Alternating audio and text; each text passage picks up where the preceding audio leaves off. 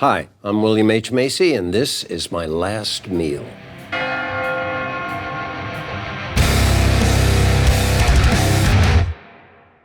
Every person has exactly two things in common. We all gotta eat and we're all gonna die. Today's guest is an actor, writer, and spirit spokesperson who you might recognize from Fargo, Boogie Nights, Magnolia, and 11 seasons of Shameless. His newest movie, Train Dreams, is out on Netflix now, and he once got nominated for an Academy Award after threatening a dog. William H. Macy, welcome to the show. Good to be here. Thank you for being here. How many directors... Everyone does have to die, but have you ever lived with an actor? They don't eat. That makes sense. I'm grateful that you're breaking the fast for us today. Yes. I have to ask, though, how many directors' pets did you threaten before it finally worked and got you cast? Just one. And that director was? Don't try this at home, folks, but I auditioned for Fargo several times here in LA, and I found out that they were in New York, so I got my jolly Lutheran ass there, and I crashed that thing, and thank God Ethan's got a good sense of humor. He'd just gotten a dog, and I said, you don't give me this part, I'll shoot your dog. And with that amount of severity... Not a good idea, don't try that. It worked for me, but don't try it. Sometimes it only takes one to change your life, you know what I mean? True. Have you thought about your last meal before? No, I haven't. A little late to be telling you this, but I'm not a food guy that much. And it's held me in good stead. My mom, bless her soul, was a dreadful cook, so I just didn't grow up thinking about what's for dinner because it was always a trial. What was the worst thing she cooked? She would make a roast every Sunday, and we had to sit around the table and eat the roast. And my father, every Sunday he was alive, would go, delicious, hun. And it didn't matter if it was raw, it didn't matter if it was cremated, it didn't matter if the dog had run through the neighborhood with it. He always said the same thing. Yeah. We busted him one time. He was eating the crumbs off the table and saying, it's good. And then my brother said, Pop, we potted a plant on the table. That's dirt. I know you've talked about seeing your parents' biggest, most explosive fight, where the only word ever uttered by your dad was, well? Yes. And that was it. That was the big explosion. So it sounds like it wasn't a very emotive household that took pleasure into account a lot. Did I mention I'm Lutheran? Yeah, that was my parents fighting. My mother said something rather sharp, and my father said something sharp, and my mother said something sharper, and my father went, well. And afterwards, my brother and I go, whoa, did you see Dad blow? Oh my God, wasn't that something? You can't expect those people to season their food. It's a different kind. No, Yeah. you can't. You can't expect much. So what was your strategy in picking the final meal? Did you learn anything about yourself? Well, I'm a Southern boy, and my fondest memories are going to Pascagoula, Mississippi, where my grandmother lived and my mother grew up. She was a magnificent cook, and I married a woman who's a magnificent cook. There'd be a pile of shrimp the size of this table. It was this high, because shrimping back in those days, or shrimp, as my mother would say, was cheaper than hamburger. Yeah. It was poor people food. Oh, I just loved it. So shrimp with everything. How often do you think about death in general? I'm a bit of a serendipitous, so I'm believing I'm going to escape it altogether. Do you have a specific plan to escape it, or just sort of trusting in the process? I'm sort of in awe that I'm still upright at this. I'm 75 years old and I'm still doing it. I can still learn lines. That's a blessing. It sure is. I'm excited to take some of those years off by drinking some gin. You ready to eat? Yes. Let's do it. Bill, for the first course of your final meal, we have the wedge salad with blue cheese, no bacon, so we actually did a kind of smoky, crispy fried shallots on top to maybe mimic some of that flavor. And then we have the crab cakes. This is pure Maryland jumbo lump crab with some extra claw meat baked right in there, and then a little bit of remoulade and lemon. And then we have the Woody Creek Mary's Gin and Tonic with that beautiful purple color in there. Yes. Cheers. Cheers. That is magnificent. God, that's wonderful. It looks so futuristic, too. I know. There are a bunch of purple gins out there. Woody Creek, in my humble opinion, makes the best one. It's butterfly pea blossom. I was in Africa recently riding horses with my family. And at the end of every day, they would show up. One guy would take your horse and one guy would give you a gin and tonic. Where in Africa was this? Kenya. We rode horses for 11 days across Laikipia, which is above the Masai Mara. I believe you watched a herd of lionesses take down a Cape buffalo when you were on the Masai Mara? It was stunning. It was stunning. Half of our company couldn't watch, and the other half couldn't take their eyes off of it, and I couldn't take my eyes off of it. What did you see in that? What was so sort of stunning about it? It was violent, but it was not angry, if that makes any sense. It makes pure sense, yeah. It was just dinner. And to watch these lionesses work together, man. Oh, that's good. Don't you love blue cheese? I really do. And without the bacon, those shallots, that's fabulous. I mentioned that my mom was not a cook. Salad for us was iceberg lettuce cut in half and maybe in quarters with a dollop of Miracle Whip on top. Yes. And a maraschino cherry. You had me in the first half there, Bill. I know you said she was a bad cook. Did you ever ask her why the cherry? She'd probably seen it somewhere, and you didn't ask my mom anything about the cooking. That's a fair point. When was the first time you had a wedge salad? How did this end up on the last meal? I don't know. There's something about the lightness of a wedge salad that I just love. I'm going to try one of these crab cakes. Try a crab cake, please. I've got an affinity for crab cakes. It's like one of the world's truly great foods. It really is. It's a perfect food. Oh my God. These are great crab cakes. This is incredible. Really good. A lot of crab meat. It's a delicate architectural balance where the crab has to be just held together enough. Exactly. It's like- Sometimes they put too much meal in there, and it's a more cake than crab. Are you still not eating red meat? Because I know at some point your daughters asked you to go vegan, and neither of them particularly stuck with it. No. And then you did for several years. I didn't lose a freaking pound. I didn't have any more energy. My skin didn't clear up. Nothing. I got nothing for it except starvation. Why'd you keep doing it? You did it for years. I'm stubborn that way. My wife mocks me for it, but she says you don't have to eat everything in your bowl. Because when I grew up, you had to eat everything you were given. Yeah. It was a rule. When we raised our daughters, the rules were you can eat all you want or nothing. The only rule was you have to sit at the table with us, but we didn't make them eat. I love these two dishes because to me they really remind me of like a steakhouse, but this is the best part of the steakhouse. I'm not particularly interested in the steak. However, when I do order one in a steakhouse, depending on how inebriated I am when I get there, I say, give me your meanest steak rare. And I mean rare, just wipe its butt, dehorn it, and send it in. Because I watched Happy Texas. Isn't it great? It's a fantastic movie.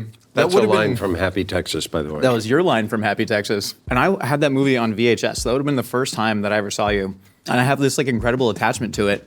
But as somebody who has like more than 150 IMDb credits to their name, what is the weirdest role that somebody's recognized you for? The thing that kills you is when they go, I was 7 when I saw Fargo. And I go, you don't have to tell me that. I don't care. Yeah. Oh, Mary's gin. The best purple gin on the market.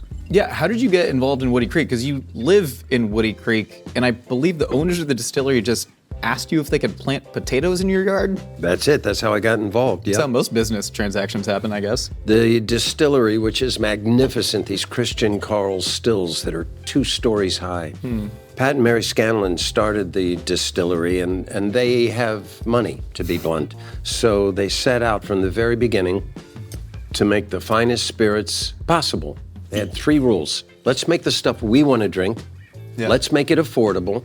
And let's make it as good as it can be made. The end. That's it. They've expanded as much as they're going to expand. So we've got bourbon, about 4 or 5 of them. We've got rye, which is my drink. I love rye. You and me both. Got about 4 of them. I don't know if this is true, but when George Washington left office, they bounced his last 2 or 3 checks, and he had money problems. And he started distilling rye whiskey to get out of debt. It's a kind of beautiful American story of taking this like very native weed and turning it into something commercial. And speaking of American stories, you've talked about Train Dreams, your new movie, which is fantastic. One of those beautifully shot Isn't it movies. something? Even just the opening sequence, you're immediately hooked on just the visual language of it all. But you've talked about how it's this like quintessential story about the American spirit. What does the American spirit mean to you? This sounds like a whiskey commercial right now. What does the American spirit mean to you, and how have you seen that definition change over the years? The world thinks of America by the founding of the West. They think of us as cowboys, can-do, tough, big, gun-toting. Marlboro Man. That's right. And it's hard to shake that. But in fact, we're a melting pot. It's hard to say what the American character is. It's everything. There's a moment in the movie where Joel Edgerton's character is talking to Arn Peoples, your character, and he says, "Where do the years go?" And you say, "I don't know, but if you figure it out, let me know, because I want some of them back." Do you find yourself feeling that way? As you get older, it seems like the pace picks up. The birthdays come faster and faster. On the other hand, I love where I am right now. And looking back is kind of a fool's errand. There's nothing we can do about it. I, like probably everyone else, every once in a while, you wake up in the middle of the night and you think of what you said or that girl or that situation, and you go, oh, good. Yeah. But go back to sleep. There's nothing you can do about it. Has your relationship with that changed? Because I don't have a lot of experience or wisdom on this earth, but I feel like I am tracking it in real time as I get older. I'm 33 now, and I've noticed my relationship with that shame has changed, whereas every year goes on, I think, well, what the could I have possibly done about that? And that shame sort of lessens. Like, what sort of wisdom have you gotten about yourself as you've, spent more time on the earth? Wisdom, I think this is my take on it. And I think after you're past 70, everyone has to listen to you. Also, you can fart in public and you can forget people's names. And if you don't like it, tough shit. You should feel comfortable to do all of that here. Let's meet up again when you're 70 and we'll see how you're doing. I don't think it's about fixing yourself. I don't think we can fix ourselves. Our Catholic brethren say that a person is cooked at age 7. And I agree with that. I think you're done. Your personality is set. And that was reinforced by my 2 daughters. I think our task is to accept ourselves. Because nobody changes, man. That's a bit of a frightening proposition, though. Cooked by 7 is, you really got to live in there for a long time. My daughters, fabulous women. I'm so proud of them. Same ingredients, same kitchen, same cooks, completely different women. Is that nature? Is that nurture? Is that complete luck of the draw? They are who they are when they're born. So that would be nature. And the nurture part, that has something to do with it. But it's interesting, the way you're describing it, it's almost like there's this train on a linear path, and like, you can throw a rock at the train and the conductor might slow it down a little bit and go, what the f*** was that? But it doesn't really affect its trajectory. Great analogy, yeah. It's gonna go in the same direction no matter what. You talked about when you were a younger actor, your biggest concern was doing a role that said something about the human condition.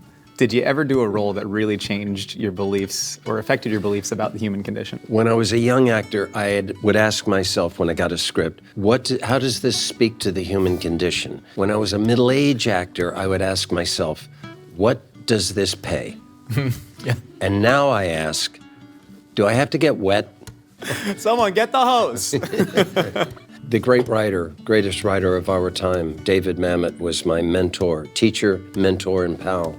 They changed me more than the roles. So many people, almost every single person that I've sat across from here, especially people who are older, they say they regret not spending more time with family and friends and people they love and spending more time working. Do you think that's true? Right after the kids were born, I, like almost every guy I've ever met, sort of freaked out about money. And I took every single job that came along and left Felicity with the kids. And she's still angry about it. Maybe I could have been around more. I'm not sure if I was a good dad or not. I think I'm doing a better job now. Have you asked your kids? They're not going to tell me the truth. Bill, for course number 2 of your final meal on Earth, we have the gumbo with Louisiana rice. In the middle is actually an heirloom type of rice called Charleston Gold. And then we have the shrimp, the crab, the proper dark cooked brew with a little bit of filet that's ground sassafras in there, and all of the Cajun Trinity. Then we have the cast iron cornbread over here. Not too sweet, not too savory either, right there in the middle with some whipped honey butter. We have the asparagus with effectively a hollandaise, sort of a buttery emulsion, and then Brussels sprouts in the style of Empire Diner.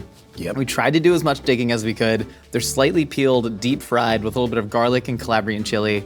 then a glass of Sancerre wine. Dig in, serve yourself, Let's please. just check out this cornbread. I might be leaving if this isn't what I'm What are you looking for? What are you archaeology? I'll tell you in a minute. Here you go. Can I put that on Thank your you, plate? please. All right. All right, first I'm just going to taste it.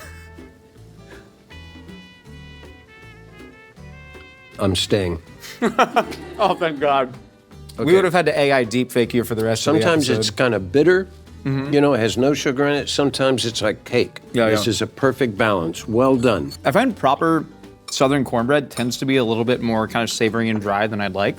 But I think that's because I'm a West Coast kid. I don't have like that, that context for it. Thanksgiving is one of my favorite meals, but and when people try to improve the stuffing, I get so angry because I want traditional stuffing. That's why I showed up. But cornbread stuffing's pretty good. I agree with that entirely. That's not an improvement. That's like a fun lateral geopolitical That's move right. in a way. I heard about the piles of shrimp going to, I believe, your aunt's house in the South. Is that where you had gumbo for the first time? Gumbo, jambalaya, she would do them all. I remember also she had trees in her backyard. She had fig trees, and we showed up one time when the figs were ripe. Yeah. Man, I have never been sick like that in my life. I eat the whole tree, apparently. It's so funny that you call yourself not a food guy because it sounds like you have these quintessential memories about food. It's the roux. And that's an excellent roux. This is great. It's got a lot of bite to it.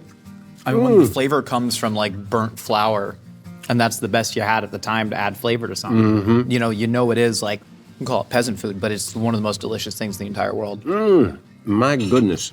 When you cook gumbo, like taking the roux that dark, everything in your instincts as a cook tells you I should stop, this is burnt. But the longer you take it, the darker and more burnt it gets, the Interesting. better it tastes. So it's this kind of ultimate trusting in those who came before you. Have you ever had a moment like that as an actor where you're like, this director's asked me to do something crazy and it's against my instincts, but I'm gonna trust the process? You're good. Taking it from gumbo to directing, that was good. I was worried I wasn't gonna find it, and sometimes I don't. You did. Oh, cheers. Cheers. You have to look at each other. You do, that was about, I feel like we have to redo that take and we can act like the previous take didn't. Cheers. Cheers. Oh, you gotta hit it on the table. Oh, you do? Yeah, sorry. That's a take It's three. become Do we need tyranny. slate? Okay, ready? Cheers. Bravo. In my house, everyone says, you didn't look at me. When there's 7 people at the table, I go, can we just drink? Yeah, trusting the director. What a concept. As I've gotten older, I'll do it as it's written and I'll do it as they have directed it, at least once. And then if I've got a better idea, rather than arguing, I just say, you want to see something? And I'll try it that way. I did a TV series for 11 years, Shameless, a whole decade of getting to show up and ply your trade. It's my 10,000 hours. And I put down a lot of baggage that I'd been carrying around as an actor, all this stuff that I thought was important.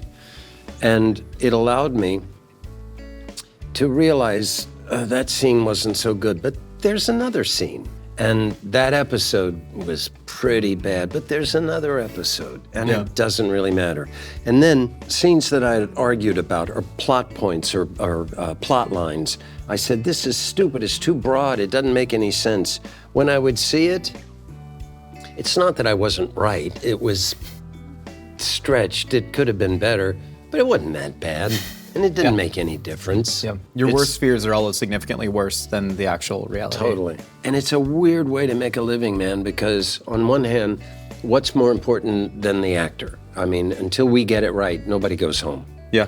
And true order of things, the writer is number one. If you don't have a good script and a good story to tell, why show up? It ain't gonna get better. Because the audience only wants to know one thing. What happens next? Just tell me the story. They don't care about the shots. Sorry, all you DPs. They don't care about the shots. They don't care about the acting. They don't care about the emotions. They just want to know the story. Tell me the story. That's what they paid the money for. And it's so easy for us to say, no, it's about my lighting. It's about my costumes. It's about the makeup I did. That stuff is important and it really helps. But at the end of the day, it's the writer. And next in line comes the director, because somebody's got to put it all together. And the producer too, right? Director and producer. The producer hires the director. The actors come way late. Yeah, just below gaffer. Just below gaffer. Yeah. Some actors refer to the idea of acting as, quote, a pubescent fantasy that is ultimately about power in a way.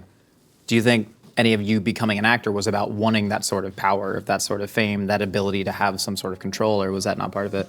Every actor, from the time they did a high school play, starts working on their Academy Award speech. I mean, that's, you can't help it. Yeah. But no, I'm a lucky guy. When everybody gets quiet and it's my turn to talk, I really like that time. I really like it. I like the improv that happens, not the lines, when the scene is up in the air and you don't know where it's going to go. It brings me alive. I remember when American Buffalo came out, one of the great plays of the 20th century, but it's very profane. To put that on Broadway, that was a kind of a shocking new thing. And you were running American Buffalo at the St. Nicholas Theater, where it was so DIY that you actually built a lot of the seats yourself, as the talented carpenter that you are.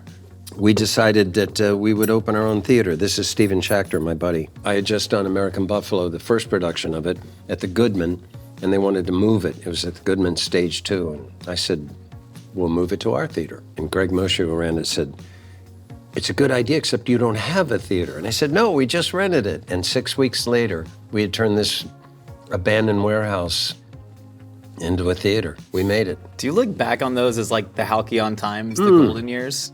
Oh my God. I was in my 20s. You had to know me to get a ticket. Talk about the exercise of a power fantasy of an actor, yeah. All right? Yeah. I love asparagus. I have a fabulous garden. And my asparagus, I got to harvest it last year. You got to plant it, and 3 years later you can start eating. Is that real? Yeah. Damn. That's an exercise in patience that I don't think I have. Try the sprouts. Damn. Those are really good. That is a burst with flavor. I love Brussels sprouts. The diner, they shred it a lot more. They shred the leaves off, and then maybe they fry those up, and then they do all that stuff. So you get a little bit of the Brussels sprout, but it's really fluffy. Yeah, yeah. The taste is very similar, though. Talking about being, a stupid young actor who was an asshole, your words, not mine. You ended up working with a ton of very young actors on Shameless, and many who have gone on to do great things. Did you see them making the same dumb mistakes that you did when you were young? Did it feel like this full circle moment?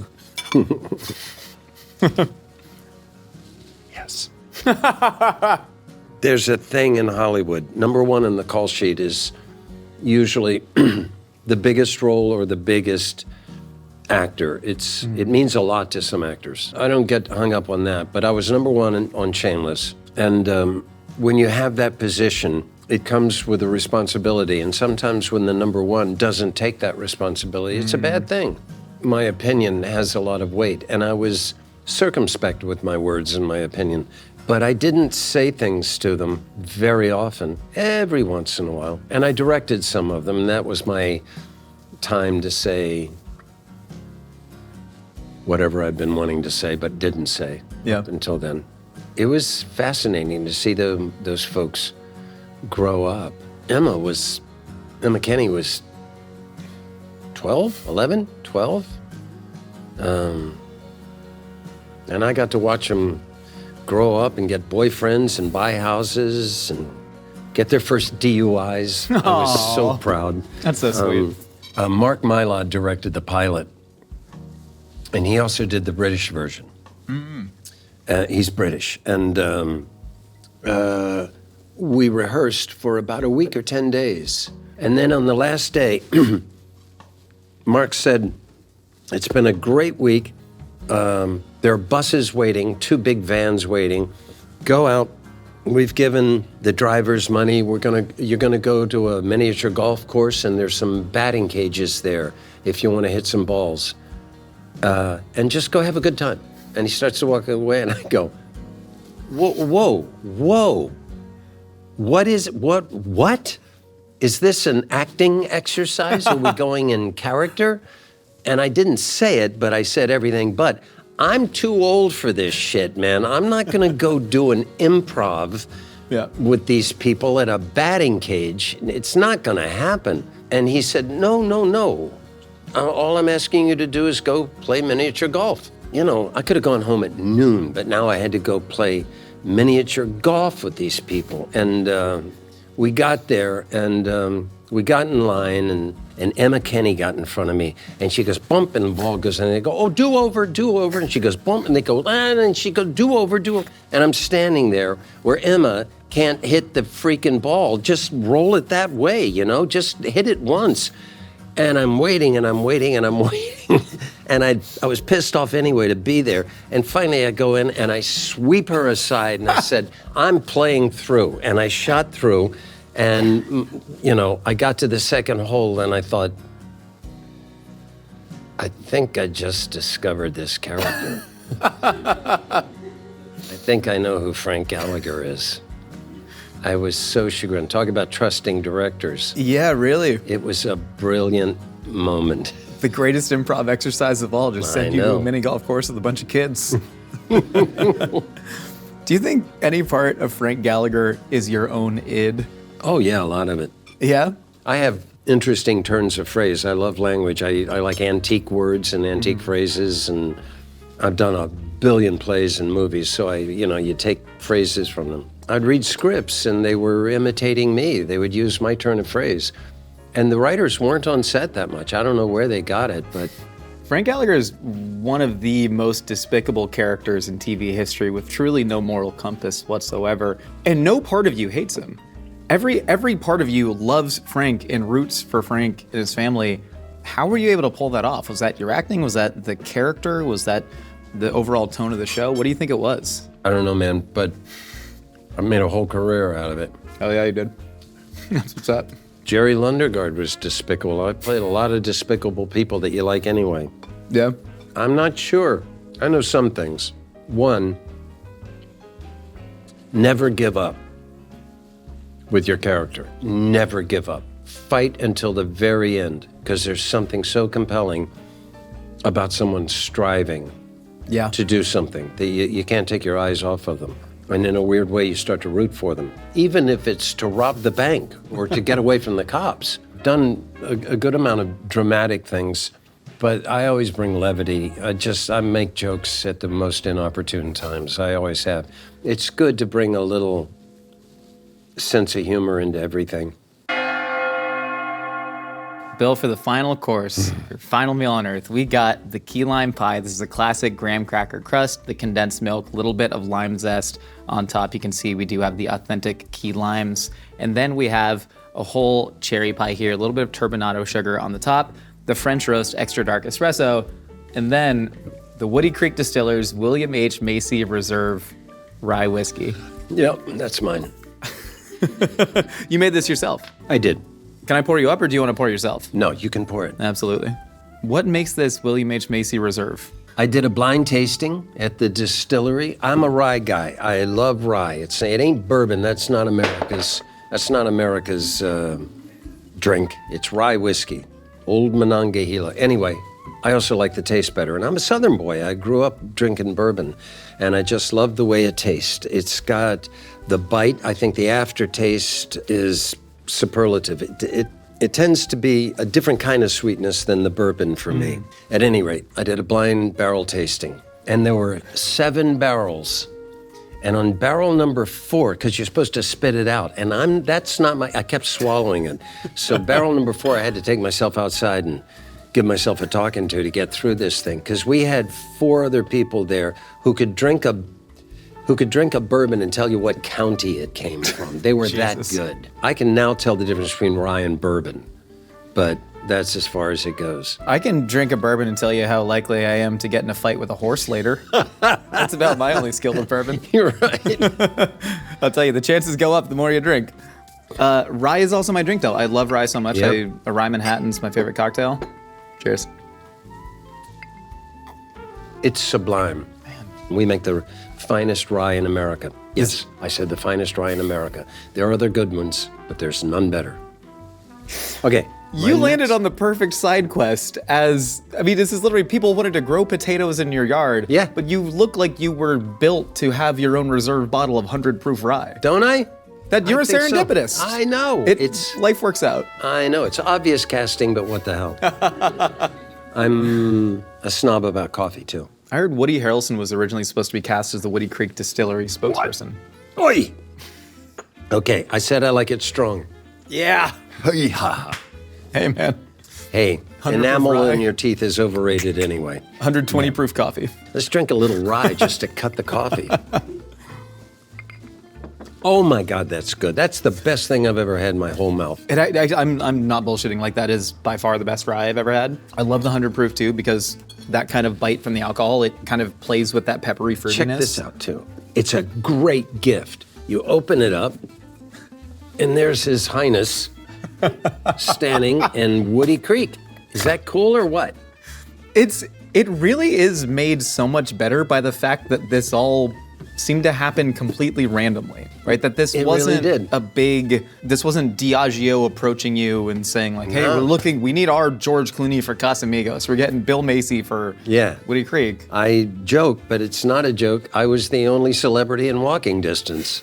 I wonder who the next person they would have had to get to. It would have been Don Henley. He lives down the road. I live in Aspen, man. It's rarefied air. Yeah, Mark Kleckner, the other founder of the distillery, knocked on the door. This is after I woke up, and there were all these white flowers growing in one of our pastures. Felicity grew up in Little Woody Creek, and we bought her childhood home. Oh, no way. Which is an excellent husband move. I recommend it very, very highly. Oh, God. It's like get out of trouble for 10 years. Anyway, he knocked on the door, and I said, what are those flowers? And my brother-in-law, Moore, who lives with us, said, they planted potatoes, Woody Creek Distillers. And I said, I thought they were petunias. But it's a beautiful field when they bloom. And he knocked on the door and he said, Bill, I'm your neighbor. I said, yeah, Mark, we've said hello. And he said, I don't know if you know this, but we have a distillery down in Basalt. And I said, I'm going to stop you right there. I'm in. And I joined the distillery. And now I play ukulele, where they put a ukulele. I don't know if you can see it, there's a ukulele on there. When I took the job, the pandemic hit, so I couldn't do anything. And in frustration, I play ukulele, I have for years, and I wrote a song about the famous Woody Creek Tavern of Hunter Thompson fame. Oh, yeah. And Flicka shot it on an iPhone, and we put it on the internet. A lot of people really liked it. So since then, I write songs about alcohol and the valley and distilling. And I perform them when we go to, like the distributors have their Christmas party. I sing some ukulele songs and sing these songs. You also opened for John Oates. Talk about serendipitousness. I was down in, cherry Can I serve you some cherry and pie? key lime pie. We died and gone to heaven. Truly. I was doing a gig in Nashville for Woody Creek, and I look out in the audience, and there sits John Oates, and of Hall & Oates fame. I thought, that's what's been missing. I wasn't nervous enough. And he was Sphinx-like. I mean, it was hard not to perform the whole thing for him. But at the end, he couldn't have been nicer, and he asked me to open for him 2 concerts in Denver. I mean, he wrote every cool song in the 70s, the 80s, and the 90s, and he's still writing cool songs. And here comes this dumbass actor with the ukulele, and I could see the audience going, what's going on? But I think I won them. I've got a song. It's called I Love F***ed Up Women, and I started with that. I had their attention from the beginning. That's a great cherry pie. Why cherry pie and key lime pie? Because I couldn't decide. That's a great answer. Yeah. Also, I don't have to pay for this, so why not? That's a good point. You could have gotten Wagyu steak. I'm glad you only got the cherry pie.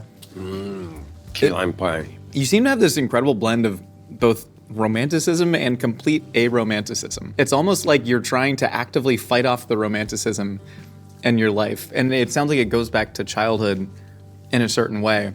But like the way that you view spirits, for instance, you talk about it very romantically. But I know growing up watching the way your parents drank the warm Canadian rye from underneath the sink sitting next to the cleaning products, chasing it with water. Like medicine. Just, you could have like gone the full bohemian route where everything is a romantic thing possible, and it sounds like you sort of were on that track, going to Goddard College, which is like the ultimate bohemian weird performance artist college, but you still seem so grounded in a way. I recognize that, yeah. My daughters and my wife make fun of me because I weep now. The older I get, the more I cry. I mean, Felicity and I did a benefit of Love Letters, the A.R. Gurney play. And, oh my God, I got to the end of the thing, made a fool of myself, started crying, I couldn't speak. I'm just such a sop with that. We're watching television and my daughter's a commercial will come on and they're just watching me and they go, "Are you crying?" And I go, "No, I'm not crying." But that never happened to you earlier in your life. No, I'm crying more and more as I get older, but I've heard that's a common thing. You know what else, if I'm gonna be blunt? I took a lot of LSD. I really did. I loved it. I only did it for a couple of years when I was in my 20s, but I did it a lot. And the one thing it gives you are these two questions: what if and why not? So I think I'm a romantic, but I always poke holes in everything. I just can't help it. You've always been one to kind of call bullshit, though. There was a time when you were watching a preacher give a speech as a kid, and you said that that was the first time that you saw bad acting. Oh, man, you have done your research. Yeah, I was young enough that I was still sleeping most of the sermon on my mom's lap. This pastor was giving his homily, and I thought, I don't know what he's talking about, but he doesn't mean it. He's making this up. He's singing it. Do you think you're able to suss that out in people in life, not just in acting and performance? I heard this great discussion interview, and they said, it's a weird thing you do. I mean, you lie for a living. No, an actor's job is to tell the truth. One of the things you got to do as an actor is when you come up with your performance and you're pretty sure you know what it is, it's really good every once in a while to go, wait a minute, and get a 10,000-foot look at it and go, is this true? Do I believe this? If it's a good script, usually you go, yeah, I believe it. But every once in a while you go, no, I don't. How often have you reached that sublime territory, and is that the feeling that you're always chasing, not only in your acting career, but sort of in life, getting into that kind of flow state where it just feels like it's natural and ordained? They talk about this, all actors talk about it, the Muse. Have you ever been visited? And some don't know what you're talking about. Like, that's what the LSD's for, man. Yeah. I have been visited by the Muse 2 times. One time, it was at Lincoln Center. Felicity was in the play. And it was a play called Oh Hell, and it was really funny. I got this weird feeling, one could have mistaked it to be passing out. You know, it was just, and I saw myself acting. I sort of stepped out and I was watching myself do it. I'm talking away. But a part of me stepped out and I had enough sense to go, don't mess with this, let him go. No way. And it didn't last long, but it was a weird thing. After the play, everyone came up and said, dude, you were on fire. You were in the zone. That was amazing. And I thought, Jesus, that's what they talk about the Muse. I think a lot of actors have it, and I know athletes have it too. Yeah. When just something descends and your consciousness and your body are doing 2 different things and you're just watching yourself do it. You've done so much in your career. You always say that you married well, have a wonderful family. What do you have to do for the rest of your life that would make you feel like you lived a full life? Or if you've completed it, you're done, everything now is in extra time? I'd like to just keep going. My life is full, and you know, they play that game. What would you say to your 16-year-old self? I'd say, oh, dude, you're the luckiest guy in the world. Keep going. Yeah. Do the LSD. Let David Mamet eat the cheese out of your fridge. Just keep going. That's a great story, yeah. I'm still ambitious. I still want to work. Train Dreams was great. That was a really nice role. Boy, when those roles come along where it's just sublime writing in a sublime story. It was a fabulous experience. What do you think happens when you die? I think you decompose. I'm pretty sure that happens. That's it, though. Nothing more. There's no percentage in thinking about that stuff. I think I should. If you got something you want to say it now. If you've got something you want to do it now. I understand religion. It's every culture's had it. A lot of people get a lot of comfort from it. But I find things as they are, without the supernatural, I find the miraculous, which might be oxymoronic, but this is an astounding planet, and we're astounding people. Can you imagine, well, I'm older than you, but if you'd told me that I would have this thing the size of a pack of cigarettes that I could launch a satellite with, I would have gone, you're out of your mind. That I could go anywhere on the planet and call somebody up. Yeah. That I would have a satellite at my beck and call. I would go, you're smoking too much of that stuff, man. Hey, man, if you could have told me while I was 8 years old watching Mystery Men that I was going to be drinking rye whiskey with the shoveler, I would have said, get the f*** out of here. You were 8 years old, huh? Ah, shit. Well, hey, drink up. Ready to move on to the lightning round? Yeah. Let's do it. Are these Frank Gallagher quotes or are these drunk tweets? First one, alcohol is like a push-up bra for your personality. I hope Frank said that. I think that's a drunk tweet. That is a drunk tweet. I call this beer milk of the gods. That's Frank. That is Frank. Teeth are really just bones that you can lick. That's a drunken tweet. It is a drunken tweet. He's 3 for 3. Let's see if he can go 4 for 4. Love is not supposed to be cute. Love is supposed to be raw and destructive.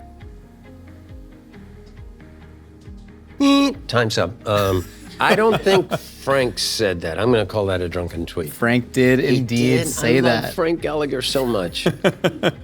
Who's the one person, dead or alive, you'd want to share your actual last meal with?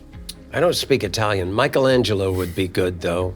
Abraham Lincoln, Alfred E. Newman, well, he's fictitious. We will allow fictitious characters, but Alfred E. Newman, the Mad Magazine caricature. Yeah. Fascinating. Yeah, I loved his attitude. I loved his philosophy. Man, you did do a lot of LSD. What song do you want to be played at your funeral? Mine. Play my music. I've written a lot of songs. You could play mine. It'll keep the funeral nice and short, and you don't have to worry about overcrowding the church as long as my music is playing. Love that. Will you reprise your role as the shoveler if asked to be in the Marvel Cinematic Universe? In a New York minute. Hell yeah. Who's your dream eulogizer at your funeral? Howard Corder. He's a writer. What was your favorite Curious George episode that you narrated? Okay, here's a dirty secret. Please. I only did the first season of that. They got a guy that sounded just like me, so everyone says they watched me for years and years, and I go, thank you. What's your biggest fear? I got thousands of little ones, but as we talked about, I don't like to think about that. Yeah. That was my mother's phrase. Finally, Bill, are you happy? Oh, ecstatic. I love my life. You I seem complain to a little bit every once in a while, and I always look up and I go, I'm just kidding. Well, I'm incredibly happy that I got to share this meal. Thank Truly, you, man. brother. This is fabulous. Awesome, man. Like, Yeah. Truly. And I mean, the rye, everything you're doing, it's like you're taking on all the best side quests in the world and crushing them. Can we do this again? We don't need all these guys, but would you cook? I'd love to. It sounds like you have an empty house right now. I'm down I to come know. over, man. I got shit I know. to do. I'm going to go out and buy some gruel for my dinner tonight. Let me come over and cook some gruel. Okay. Oh, hey, I forgot. If you want to deliver your last words to that camera right there. I have many talents, but cooking is not one of them. But acting is. Everyone check out The Running Man. Check out Train Dreams, Soul on Fire. You have so many projects. It's hard to even pick which ones to tell them to watch. I know. You'd think I'd be richer. Yeah, well, we're about to see. I'm going over his house to cook dinner. I'll give you a report. I'm looking through his garbage cans for the tax returns. Good. Cheers, man. Thanks. This has been swell. Thank I you. appreciate that. That's the most Midwestern compliment. Swell. We all gotta eat, and we know you're dying to get your hands on a last meal's apron and pin. Get yours now at mythical.com.